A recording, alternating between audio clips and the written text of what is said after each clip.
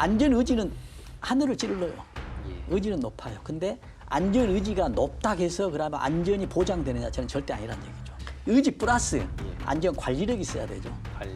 관리 없이 열심히 노력만 하면 이게 완전히 보장이 안 되거든요. 지금 특히 여기는 공공기관이잖아요. 공공기관이 360개가 있는데 여기서 공기업에 지금 발전소가 해당되거든요. 이런 지금 발전 사고가 났다는 것은 굉장히 심각한 우리 대한민국 현실을 이야기하고 있기 때문에 어떤 안전 관리력을 높이는데 우리가 정말 집중적으로 노력하고 세부적인 어떤 마스터 플랜 이런 것도 좀 필요하다고 봅니다. 재난안전 119 안전토크 시간입니다. 오늘은 이성규 한국안전전문가협회 장님 나오셨습니다. 자, 어서 오십시오. 네, 안녕하세요. 예. 자, 울산 화력발전소 보일러 타고 붕괴 사고 속보부터 좀 짚어보겠습니다. 네. 현재 7명이 매몰되어 있는 상태에서 조금 정리하면요. 1명은 숨졌고 4명은 사망으로 추정되고 현재 2명은 매몰 상태입니다. 자, 오늘 아침에 현장 상황을 중계한 기자 그리고 어제 저녁에 이곳이 어떤 곳인지에 대한 뉴스 2편 연속 보시고 얘기 이어가겠습니다. 네, 구조 대상자인 40대 작업자가 숨진 시각은 새벽 4시 53분입니다. 구조 중 심정지 상태가 됐고 심폐소생술도 시도했지만 숨져 이번 붕괴 사고로 인한 첫 번째 사망자가 됐습니다. 또 방금 들어온 소식으로 의식이 없는 작업자 3명을 구급차로 이송할 예정이라고 밝혔습니다. 먼저 사망자 소식부터 전해드리자면 숨진 작업자는 위치가 확인된 매몰자 2명 중 1명입니다. 소방당국은 12차례 매몰자에게 다가가 진통주사를 투여하고 보온 조치 등을 했으나 숨졌다고 밝혔습니다. 숨진 매몰자는 어제 오후 구조물 사이에 팔이 끼어 있는 상태로 발견됐었는데 한때 의식도 있었던 것으로 전해졌습니다. 매몰자 주변으로 막대한 잔해물과 철골이 뒤엉켜 있어 구조를 조심스럽게 진행했지만 결국 빠져나오지 못했습니다. 앞서 작업자 2명이 구조된 뒤 7명이 매몰돼 밤사이 구조를 기다리고 있었는데요.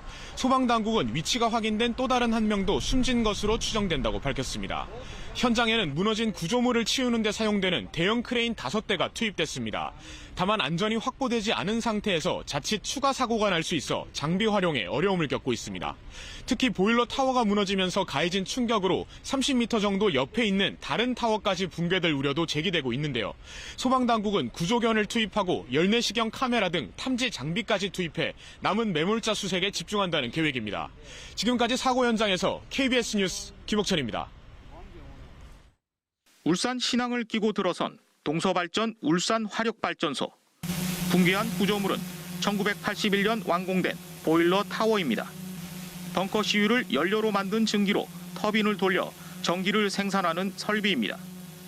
울산 화력발전소엔 3개의 발전 설비가 있는데 2021년 발전 수명이 완료돼 사용이 중단된 상태였습니다. 오는 16일 예정된 발파 작업을 앞두고 구조물이 한 번에 무너질 수 있도록 기둥 등을 미리 잘라놓는 사전 취약화 작업이 진행 중이었습니다. 구조물을 사이사이에 끼어있는 그 기둥들을 잘라낸 다음에 나중에 그 11월 16일 날 폭파 작업을 하도록 그렇게 지금 되어 있는. 사고 당시 작업자들은 보일러 타워 25m 높이에서 구조물을 절단하는 과정에서 붕괴가 일어난 겁니다. 작업자 9명은 발파 철거 전문 하청업체 소속으로 1명은 정직원, 나머지 8명은 계약직 직원으로 알려졌습니다.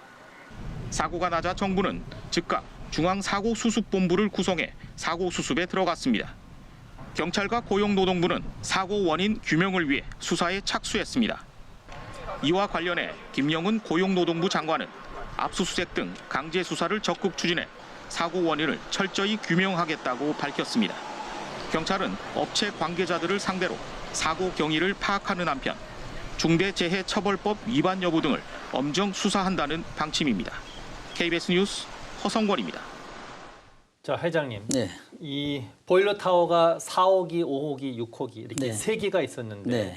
5호기가 무너진 네. 겁니다. 60m 높이. 그렇습니다. 자, 그리고 지금 인부들은 25m 높이에서 구조물 절단 작업을 하고 있었던 중이었는데요. 그렇습니다. 지금 붕괴가 되면서 현재 구조 작업이 이루어지고 있는데 지금 네. 어떻게 지금 진행이 되고 있는 겁니까? 그러니까 지금 말씀하신 대로 4호기, 5호기, 6호기에 이제 건물이 있지 않겠습니까? 네, 네. 그런데 지금 이거는 5호기에서 지금 그렇죠. 붕괴가 됐거든요. 예, 예. 근데 이 작업을 어떻게 하다 했냐면 지금 4호기, 5호기, 6호기를 동시에 발파로 해체 작업을 하려는 그런 계획이었어요. 예. 지금 자료에 의하면. 예. 그러면 지금 4호기는 어느 정도 지금 사전 작업이 마무리됐어요. 예. 그다음에 5호기가 들어가겠죠. 예. 그다음에 6호기가 들어가겠죠.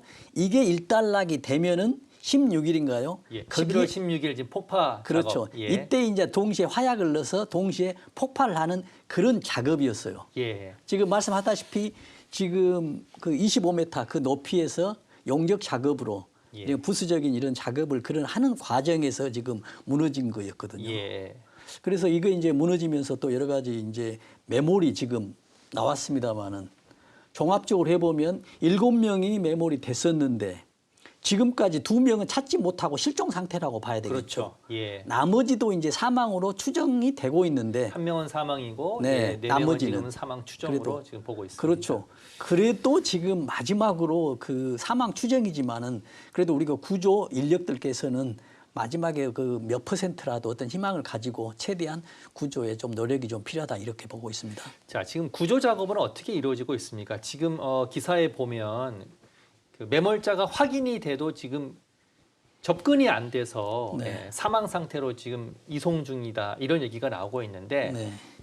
보일러 타워가 붕괴가 되고 그 잔해물이 많지 않습니까? 그렇습니다. 지금 접근이 어려운 거죠. 그렇습니다. 지금 이제 해체 작업은 우리가 해체 작업하면 철거 작업이거든요. 예. 이제 건축 용어로 해체 작업인데 예. 우리가 철거를 할 경우에는 오래된 겁니다. 여기도 지금 81년도에 지금 건축했다는 얘기거든요. 예. 그러면은 3년 정도 지났다는 얘기죠. 거의 지금 우리 그 건축물이나 여러 가지 보면 노후화가 됐죠. 그래서 어떻게 보면은 바람만 불어도 지진만 나도 무너질 수 있고 크랙이 갈 수 있는 그런 구조물들이거든요. 네. 근데 그런 구조물을 철거를 하다가 지금 붕괴가 됐거든요. 네. 근데 그 붕괴 과정에서 지금 실종자를 지금 찾고 있는 과정인데 어느 위치에 지금 실종자가 있다 하더라도 여기를 어떻게 뚫고 가냐는 얘기죠. 예. 왜냐하면 추가 붕괴. 예. 왜 추가 붕괴를 예측할 수 있냐면 그 무너진 그 잔해물들이 다시 노후화됐기 때문에 2차적으로 힘의 지금 불균형이 형성되거든요. 저 5호기의 보일러 타워가 한번 무너졌지만 네. 이 안에 지금 잔해가 말씀하신 대로 힘의 불균형 때문에 그렇죠. 다시 주저앉을 수도 있다는 그런 그렇죠. 말씀이시죠. 힘의 불균형 플러스 노후화됐기 때문에 예를 들어서 어느 하나 돌 하나만 빼더라도 어떤 철근 하나만 빼더라도 또 와르르 무너질 수 있는 이런 것들 예측하기가 시각적으로 굉장히 어려워요. 예. 왜냐하면 지금 상태가 판단하는 거는 보다시피 시각적으로밖에 판단이 안 되거든요. 예. 그래서 이런 구조 작업하는데 굉장히 기술적으로나 세부적으로 접근이 좀 필요하다. 그렇게 말씀드리고 지금 싶습니다. 매몰자를 찾기 위해서 소방이 음향 탐지기 또 네. 열화상 카메라 구조견을 동원했지만 네. 현재까지 2명은 지금 매몰 위치를 확인하지 못하고 있는 상황인 그렇죠. 거죠. 예. 지금 이제 2명을 가장 이제 우리가 해결해야 될 게 2명의 매몰 위치를 찾는 것이거든요. 네.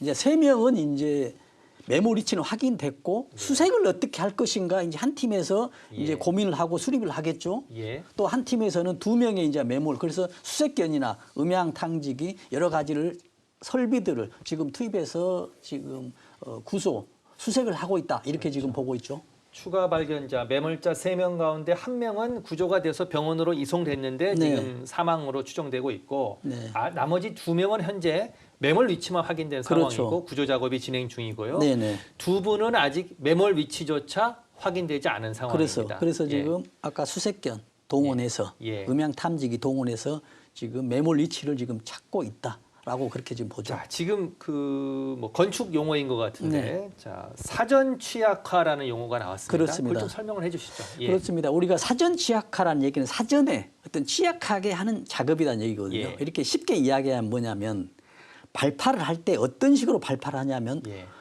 발파 우리가 건물을 하잖아요. 그러면 기둥이 4개 있습니다.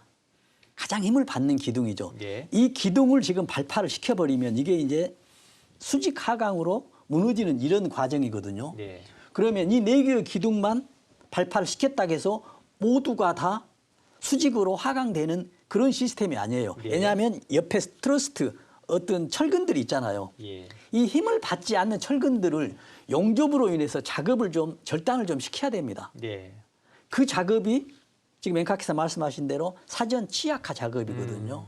그래야만이 화약이 들어갔을 때 자연스럽게 수직 하강으로 전체가 이렇게 무너진다라는 그렇게 하기 위해서 지금 사전에 부수적인 구조물을 제거하는 작업이 사전 치약화 작업이다라고 그렇게 봅니다. 자, 지금은 16일 날 발파를 앞두고 있는데 네. 지금 5호기가 붕괴가 됐습니다. 네. 말씀하신 대로 사전 취약화 작업을 하다가 붕괴가 됐고요. 네.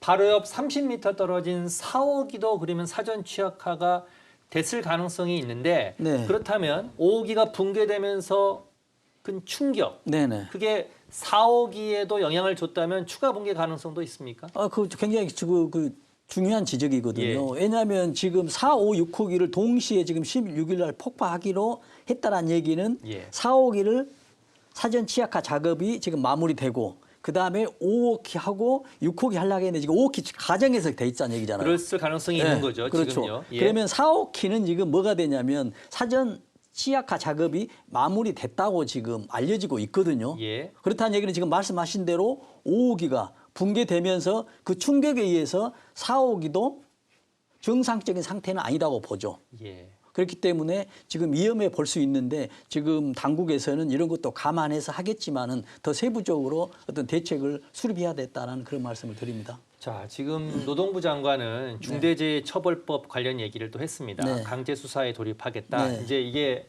사고가 좀 수습이 되면 이제 네. 원인 분석에 나서야 될 것 같은데, 네. 자, 이런 경우 협회장님께서도 조금 전에 저한테 얘기하셨지만 철거 계획서 이게 네. 뭐 제대로 진행됐는지 네. 어떤 걸 좀 중점적으로 봐야 됩니까? 그러니까 지금 가장 중요한 거는 그거거든요. 이미 철거를 하게 되면 예. 철거 작업 계획서라는 게 절차적으로 시간대별로 다 나옵니다. 예, 그러면 작업자가 그 시간대별로 작업을 하면 돼요. 예, 그러면 우리가 여기서 이제 볼 수 있는 게 뭐냐면 철거 작업 계획서가 제대로 됐느냐 이게 좀 의심해 볼 수가 있죠. 예. 철거 계획서가 잘못해 버렸으면 이제 무너지는 거잖아요. 예, 그러면은 철거 계획서가 잘 됐느냐 이게 의심할 만하고 이걸 이제 검토해 봐야 되겠죠. 또 하나는 뭐가 되냐면 철거 작업 계획서는 제대로 잘 됐어요. 예, 그랬는데 작업 관리자들 있잖아요. 작업 현장 소장들. 여기에서 작업의 어떤 기간이죠. 작업 기간, 공기라 하죠. 공사 기간, 단축 이런 것 때문에 철거 작업 계획서대로 하지 않고 더 서둘러서 했지 않았느냐. 예. 이 두 가지 이제 관건이 있다라고 보면 되죠. 예. 그러면 여기에서 잘못됐을 경우에 아까 말씀하신 대로 중대재해처벌법이나 산업안전보건법에 이제 적용되는 여부를 이제 검토가 돼야 되겠죠. 예. 자, 철거 계획서가 제대로 이행이 됐는지를 좀 점검을 해봐야 된다. 자, 네. 그런데 지금까지 알려진 것만 보면 네. 16일이 폭파 작업이고, 자, 오늘이 지금 7일입니다. 네. 자, 그러면 9일밖에 남지 않았는데 뭔가 서둘렀을까요? 아니면 진행 상황이 좀 제대로 단계적으로 진전이 되지 않았을까요? 아, 그렇습니다. 지금 생각해 보니까 또 그렇습니다. 왜냐하면 예. 16일이면은 아마 예. 저 상황을 보면 6호기는 지금 사전 취약화 작업 안 했을 수도 있어요. 예, 그러면 지금 어제 작업이나 오늘로 5호기 사전 취약화 작업이 마무리됐으면 예, 지금 6일 동안에 예, 지금 6호기의 사전 취약화 작업이 마무리돼야만이 지금 16일 날 4, 5, 6호기가 동시에 발파로 인해서 지금 붕괴를 시키는 그런 일정인데 예. 아마 이런 일정도 좀 촉박하지 않았냐. 일반적으로 보면 세부적으로는 이제 뭐 봐야 되겠지만은 예. 이런 공사 기간에 단축에 의해서도 공사를 서둘리지 않았냐라는 이런 생각도 한번 의심해 볼 만한 이런 요인이 되겠습니다. 자, 감리 또 현장 소장 또 안전관리팀 제대로 역할을 했는지 네. 점검을 해봐야 될 것 같은데, 네네. 자, 대통령도 계속 네. 안전사고 경고 메시지를 주고 있습니다. 네. 자, 장관도 직을 네. 걸고 안전사고 줄이겠다고 하는데 이렇게 자꾸 사고가 나는 이유가 뭘까요? 그렇습니다. 지금 그러기 전에 아까 말씀하신 대로 뭐 공사 현장에 작업 소장이 있겠죠. 총괄 예. 책임하는. 이걸 지금 잘 하고 있느냐를 지금 공사 감리가 있어요. 감리자가. 또 말씀하신 대로 지금 이 종합적으로 안전을 관리하는 안전관리팀이 있겠죠. 예, 그러면 우리가 작업 계획서대로 작업을 하고 있는데 이게 잘못됐을 경우는 공사 감리가 체크를 하거든요. 예, 근데 이게 지금 어떻게 돼 있는 건지 예, 지금 이게 문제가 되고요. 지금 말씀하신 대로 지금 이런 원인들은 지금 뭐가 원인이라는 그런 이제 질문에 답을 하자면 그렇습니다. 지금 저런 그 철거는 건축보다 더 어렵거든요. 아, 신축보다 훨씬 어렵습니까? 훨씬 철거. 어렵죠. 어떤 그렇죠. 점이 어렵습니까? 안전, 무너진다는 얘기죠. 아, 무너지면은 지금 어떤 상황에 무너질 수가 없는 것이거든. 언제 무너질지 모르죠. 왜냐하면 지금 40년이 저 됐는데 동시에 부식이 골고루 이루어지지 않아요. 똑같은 건물이라도 예. 한쪽에는 뭐 물이 많거나 뭐 바람의 방향이거나 뭐 바람이나 염분이 있었거나 있던 환경이 곳곳마다 다 다릅니다. 그렇다 보면은 곳곳마다 다른 환경이기 때문에 부식의 차이가 다 달라요. 예. 똑같은 구조물의 형태가 됐더라도. 그래서 예를 들어서 4, 5, 6호기 있는데도 이 세 개가 똑같이 부식됐다라고 보면 안 되죠. 아, 예. 그 중에서도 어느 기는 더 부식이 빠르고 그 중에서도 어느 부분이 더 빠르다는 얘기죠. 예. 이걸 이제 기술적으로 잡아내서 철거 작업 계획서를 만들어야 되잖아요. 예. 근데 이런 것들이 잘 안 된다는 얘기는 지금 저는 이렇게 생각하거든요. 지금 대통령께서도 계속 말씀을 하잖아요. 산업재해를 줄여라. 예. 더 과잉적으로 안전관리를 해서라고 하는데 지금 관리 능력이 없는데 아무리 지금 우리 생각에서 저는 이렇게 생각하거든요. 안전 의지는 하늘을 찌르러요. 예. 의지는 높아요. 근데 안전 의지가 높다 해서 그러면 안전이 보장되느냐 저는 절대 아니라는 얘기죠. 의지와는 관계없다. 네. 예. 뭐가 있어야 되냐면 의지는 중요하지만 그렇죠. 예. 의지 플러스 예. 안전 관리력이 있어야 되죠. 관리. 관리 없이 열심히 노력만 하면 이게 완전히 보장이 안 되거든요. 예. 그래서 정부나 어떤 기업체, 지자체에서는 모든 대기업 지금 특히 여기는 공공기관이잖아요. 예. 공공기관이 360개가 있는데 여기서 공기업에 지금 발전소가 해당되거든요. 예. 이런 지금 발전 사고가 났다는 것은 굉장히 심각한 우리 대한민국 현실을 이야기하고 있기 때문에 어떤 안전 관리력을 높이는데 우리가 정말 집중적으로 노력하고 세부적인 어떤 마스터 플랜 이런 것도 좀 필요하다고 봅니다. 자, 조금만 정리해 보겠습니다. 네. 자, 어제 울산 화력발전소 보일러 타워가 붕괴가 됐습니다. 네. 4호기, 5호기, 6호기 중에서 네. 5호기가 네. 60m 높이의 5호기가 붕괴가 됐고 네.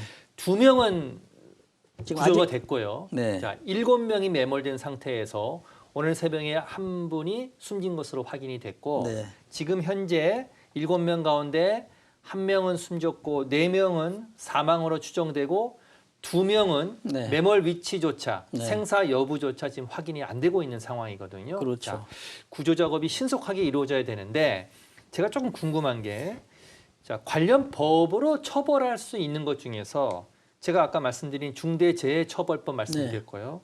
산업안전보건법에도 위촉이 된다. 이게 그렇죠. 법을 어긴 것 같다. 그렇죠. 두 개의 법 차이는 어떤 게 있습니까? 그러니까 우리가 그렇거든요. 뭐 중대재해가 발생하면 중대재해처벌법을 한다. 우리가 중대재해라는 건 그거거든요. 예. 산업 현장에서 일을 하다가 1명 이상이 사망하잖아요. 1명 사망하면 중대재해예요. 예. 그러면 중대재해가 발생을 하면 법 적용을 받겠죠. 예. 그럼 우리가 두 가지 법을 받는데 맨 처음에는 뭐였냐면 산업안전보건법이 있어요. 예. 중대재해 1명이 사망하면. 그러면 어떤 법이냐면 이거는 산업 현장에 산업 그 현장 소장이 있겠죠. 공사 현장, 예. 소장, 감리자, 또 안전관리자 뭐 7, 8명이 처벌을 받는 게 산업안전보건법이에요. 예. 그래서 계속 강화를 시켰거든요. 위험이 되면은 작업을 중지하도록 하는 이런 법까지 만들었어요. 작업자가 중지하면은 작업할 수 없어요, 요즘은. 예. 산업안전보건법에 이렇게 강화를 시켰어요. 예.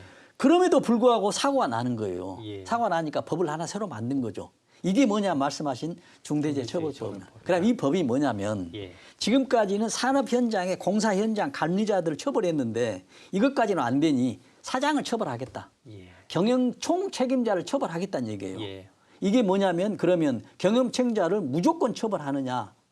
그게 아니고 지금 사망사고가 났죠. 예. 그러면 동서발전 사장이 안전관리 확보 의무를 했느냐 안 했느냐를 보는 거예요. 예. 안전 확보를 하지 않았다라고 하면 중대재해처벌법에 경영자, 사장을 처벌하거든요. 예. 처벌하면서 사장 플러스 이 회사까지 지금 병가, 양벌 규정 동시에 지금 해서 아주 세계에서 제일 강력한 법이 대한민국의 중대재해처벌법이라고 보면 되겠습니다. 아, 그렇군요. 자, 신속한 구조 작업이 일단 진행이 돼야 될 것 같고요. 네. 자, 구조 작업이 완료가 되면 사고 원인에 대한 정확한 분석, 진단, 네. 그리고 앞으로 추후에 이런 사고가 재발하지 않도록 예방 대책까지 나왔으면 좋겠습니다. 속보가 들어오는 대로 잠시 뒤에 다시 전해드리도록 하고, 자, 7년 전의 사고, 화재 사고 하나 더 짚어보겠습니다. 서울 종로구의 한 고시원에서 한밤중에 화재가 발생해서 7명이 숨지고 11명이 다쳤는데요. 대부분 일용직 노동자였습니다. 당시 뉴스 먼저 보시겠습니다. 창문으로 거센 불길이 뿜어져 나옵니다. 소방대원들이 연신 물을 뿌려보지만 불길이 좀처럼 잡히지 않습니다. 불은 순식간에 고시원 내부를 삼키며 번집니다. 옷도 제대로 입지 못하고 사다리를 타고 가까스로 건물을 빠져나옵니다. 중상자들이 들것에 실려 나오고 구조대원들의 절박한 심폐소생술이 이어집니다. 웅당당 소리 나고 그다음에 부야 소리. 막 연기가 나길래 막 진짜 안 돌아보고 그냥 나갔습니다. 오늘 불은 고시원 건물 3층에서 시작됐습니다. 2시간 만에 꺼졌지만 고시원에 살던 79살 조모 씨 등 7명이 숨졌습니다. 66살 황모 씨 등 11명은 연기를 들이마시거나 화상을 입었습니다. 화재가 이미 굉장히 셌을 때 신고가 들어왔던 얘기죠. 그러니까 저희가 도착했을 때는 화재가 굉장히 거셌다. 경찰은 3층 출입구와 가까운 301호의 전열기에서 불이 시작됐다는 진술을 확보했습니다. 스토브 전기난로 저거 때문에 그렇다. 원래 전열기 못 쓰게 되지 않았어요? 근데 원래 못 쓰게 되는데 아마 몰래 저희가 일일이 그걸 열 수가 없거든요. 또 1차 감식 결과 현장에서 인화물질이 발견되지 않아 방화 가능성은 일단 낮은 것으로 보고 있습니다. 하지만 여러 화재 원인 가능성을 열어두고 있는 경찰은 내일 오전 소방과 국과수 등과 함께 합동 감식을 벌일 예정입니다. KBS 뉴스 김소영입니다. 자, 7년 전 사고입니다. 정말 안타까운 사고인데요. 네. 이게 창문이 없어서 인명피해가 컸는데 이게 3층 건물입니다. 네네. 자, 3층 건물에는 피난 계단, 네. 뭐 피난 장비 이런 네. 걸 설치할 의무가 없습니까? 그렇습니다. 지금 법에 뭐가 되냐면 5층 이상이잖아요. 예. 그다음에 말씀하신 대로 피난 계단이라고 하거든요. 이게 이제 건축 용어인데 우리가 대피 계단으로 대피 계단. 해석하면 되겠습니다. 근데 용어로 하면 이제 피난 계단인데 5층 이상 피난 계단을 만들어야 돼요. 그러면은 이제 4층 이내가 문제잖아요. 예. 4층 이내는 피난 계단이 아닌 피난 기구를 설치하도록 돼 있어요. 피난 기구. 예. 그러면 여기는 4층 이내잖아요. 3층이니까. 예. 근데 피난 기구 뭐가 있었냐면 왕관기가 있었어요. 있기는. 있기는. 예. 그런데 여기는 뭐가 없었냐면 예. 피난 계단 대피할 수 있는 게 없었죠. 예. 그럼 왕관기는 뭐 바로 앞에 있는 게 아니고 예. 보통 한쪽 끝에 있잖아요. 그래서 너무 멀어서 지금 이런 상황이 발생했다 이렇게 이제 볼 수 있죠. 자, 스프링클러도 작동을 안 했습니다. 네. 이 3층 건물에는 스프링클러 설치가 의무화되어 있지 않습니까? 네. 지금도 마찬가지입니다. 예. 스프링클러는 이제 6층 이상의 건물에 대해서는 이제 최근에 이제 개정이 돼서 돼 있는데 이 상태는 스프링클러 아예 자체 대피 계단도 없었고 예. 그래서 대피하는 데는 왕관기밖에 없었다는 얘기죠. 이렇게 볼 수밖에 없어요. 네. 자, 301호에서 시작된 불이 삽시간에 번진 건데 이게 스프링클러 문제뿐만은 아닌 것 같습니다. 계속해서 사고 원인 분석한 뉴스 보시겠습니다. 불이 진압된 뒤의 고시원 내부입니다. 방들이 다닥다닥 붙어 있고 복도 폭이 좁아 미로처럼 돼 있습니다. 여기에 301호에서 시작된 불이 3층 출입구 통로 쪽으로 옮겨 붙었습니다. 가뜩이나 비좁은 고시원에서 유일한 출입구마저 불길에 막힌 겁니다. 결국 사망자 7명 가운데 4명이 복도에서 발견됐습니다. 입주자들이 대부분 잠든 시간에 불이 나면서 119 신고도 늦어졌습니다. 새벽 시간이라 신고가 늦은 부분이 있고 대피하는데 좀 어려움이 있을 것으로 판단을 했습니다. 불이 난 고시원은 3년 전 간이 스프링클러 설치 지원 대상이 됐지만 건물주가 동의하지 않아 설치가 무산됐습니다. 또 화재 감지기와 경보벨이 있었지만 무용지물이었다는 게 입주자들 얘기입니다. 한 분은 그 벨 누르려고 이거 했는데 순간 뭐 그게 고장난지 몰라도 화재 경보기가 울리지는 않고. 이 건물에는 탈출용 완강기가 설치돼 있었습니다. 하지만 불이 났을 때 고시원 입주자들은 이 완강기를 이용해 탈출하지 못했습니다. 상당수가 옆 건물이나 2층 난간으로 뛰어내렸습니다.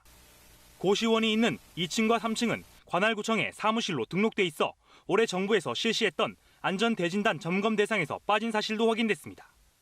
이 건물은 다중이용업소로 지금 서로 사고는 돼 있지 않아요. 그래서 이미 안전에 대한 사각지대를 조사하지 못하게 돼버립니다. 그나마 올해 5월 소방안전점검에서 10년이 넘은 노후 소화기를 교체하라는 지적이 나왔지만 그때뿐이었습니다.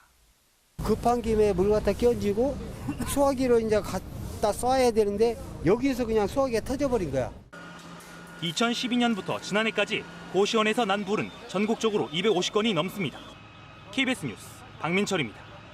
지금 이게 7년 전 사고입니다. 네. 현장에 회장님도 네. 가셨는데 이게 네. 지금 문제가 한두 개가 아니에요. 스프링클러 문제만은 아닌 것 같습니다. 그렇습니다. 지금 제가 거기 봤을 때 뭐 이야기도 했지만은 안전 사각지대 건물이에요. 예. 왜냐하면 지금 여기 건물이 어떻게 되냐면 지금 고시원이거든요. 예. 근데 고시원인데 어떻게 운영되고 있냐면 사무실로 등록돼서 운영되고 있어요. 고시원인데 네. 사무실로 등록돼 그렇죠. 있다. 그래서 지금 이 방송에 나왔습니다마는 위험 건물에 대해서는 해년마다 국가안전 대진단이라는 걸 하거든요. 예. 지금 이제 명칭이 좀 바뀌었지만은 예. 그럼 1년에 한 번씩 국가안전 대진단을 하는데 일반 사무실로 돼 있기 때문에 여기는 위험 건물로 위험 사무실로 보지 않고 건물도 진단을 하지 않았어요. 예. 그러다 보니까는 이런 상황이 발생된 것이죠. 그래서 뭐 말씀드린 대로 스프링클러도 없었고 여러 가지가 예. 문제가 있었습니다. 예. 자, 그러면 회장님 평소에 스프링클러 한 대가 소방차 10대, 20대 정도의 능력이 있다. 네. 자, 이 사고 이후에 혹시 법적으로 좀 달라진 게 있습니까? 그렇죠. 이제 많이 바뀌어졌습니다. 그래서 지금은 이제 스프링클러를 설치하지 않아도 지금 정부에서 지원을 하도록 돼 있고요. 예. 그래서 지금 이런 상황도 되거든요. 지금 법적으로는 되지 않는데 기존에 있는 건물들 있지 않습니까? 예. 이거에 대해서는 안 해도 되잖아요. 그래서 할 수가 안 해도 되고 예. 그런데 정부에서 서울시 같은 경우는 지원을 해주거든요. 지원을 해주는데 이 이후에 22년까지 어떤 그 간이 스프링클러를 설치했었는데 100%가 또 되지 않았어요. 예. 그래서 뭐 98% 되는데 예. 지금 뭐 2, 3%에 있는 지금 고시원은 지금 상태로도 스프링클러도 없기 때문에 예. 더 생활하는 분들은 더 주의를 해야 되겠다라는 말씀 드립니다. 그러면 스프링클러 외에 뭐 네. 창문, 네. 피난 계단 네. 이런 구조적인 문제는 좀 개선이 됐습니까? 그렇습니다. 지금 그 이유로 인해서 지금 이제 창문이 예. 없는 고시원은 없어요. 예. 그래서 창문 크기도 정해져 있습니다. 아. 뭐 높이 뭐 1m 높이 뭐 50cm 이렇게 예. 대피할 때 밖을 볼 수 있는 창문이에요. 예. 근데 여기 지금 화재 난 거 보면은 창문이 없어요. 그래서 사망자 7명이 있다 했잖아요. 예. 창문이 없는 게서 사망했습니다. 그래서 지금 제도적으로는 고시원을 만들 때는 창문이 있어야 되는데 예. 지금 여기서 가장 중요한 건 뭐냐면 기존에 있는 건물들에 창문이 없는 것은 어떻게 할 거냐는 얘기죠. 건물을 예. 뜯을 수도 없고. 예. 그래서 지금도 사각지대가 되고 있다라고 볼 수 있습니다. 자, 그럼에도 불구하고 지금 조금 더 제도적으로 보완해야 될 사항이 있다면 어떤 걸 지적할 수 있겠습니까? 지금 저는 이렇게 생각하거든요. 지금 왕강기 있잖아요. 예. 왕강기가 여기는 설치돼 있었어요. 예. 근데 왕강기를 탈출한 사람이 하나도 없었습니다. 예. 그러면은 지금 왕강기를 그 상태에서 왕강기로 탈출하려고 했으면 왕강기가 아직 40년이 넘었잖아요. 여기도 1981년인가 몇 년 되잖아요. 예. 그러면 왕강기를 타고 내렸는데 40년 동안 밖에서 비바람에 있었으면 타고 내릴 때 붕괴될 확률이 높거든요. 또 작동법도 모르고. 예. 그렇기 때문에 이런 작법도 숙지하고 왕강기 대신 뭐냐면 우리가 외부 피난 계단 있죠. 외부 계단 고시원에 보면은 예. 이런 걸 설치하는데 좀 권유하고 제도적으로 좀 필요하다고 좀 봅니다. 예. 자, 회장님 긴 시간 말씀 감사하고요. 지금 마지막으로 30초 안전 챌린지. 자, 만약 고시원에서 화재가 났다. 네. 그래서는 안 되겠지만요. 네. 자, 대피 요령 30초 정도 설명해 주십시오. 준비되셨습니까? 네. 예. 말씀해 주세요. 지금 고시원에 화재가 났으면 일단 주변에 알려야 되거든요. 알린 다음에 이 불을 내가 진화를 할 것인지 아닐 것인지 판단을 해야 됩니다. 적은 불은 정말 주변에 있는 옷으로라도 끌 수가 있거든요. 그러나 이게 진화가 안 되고 대피를 해야 된다고 했을 경우에 왕강기로 갈 것인지 아니면은 피난 계단으로 갈 것인지를 확인해야 됩니다. 여기서 중요한 건 뭐냐면 평상시에 위급한 상황을 대비해서 대피 방법이라든지 왕강기 위치, 왕강기 사용 방법, 비상벨 리치들을 확인하면 예. 위급 시에 생명과도 바꿀 수 있는 중요한 요인이 된다는 것을 잊지 않아야 되겠습니다. 예, 알겠습니다. 오늘 말씀 여기까지 듣도록 하겠습니다. 지금까지 이성규 한국안전전문가협회장이었습니다. 고맙습니다.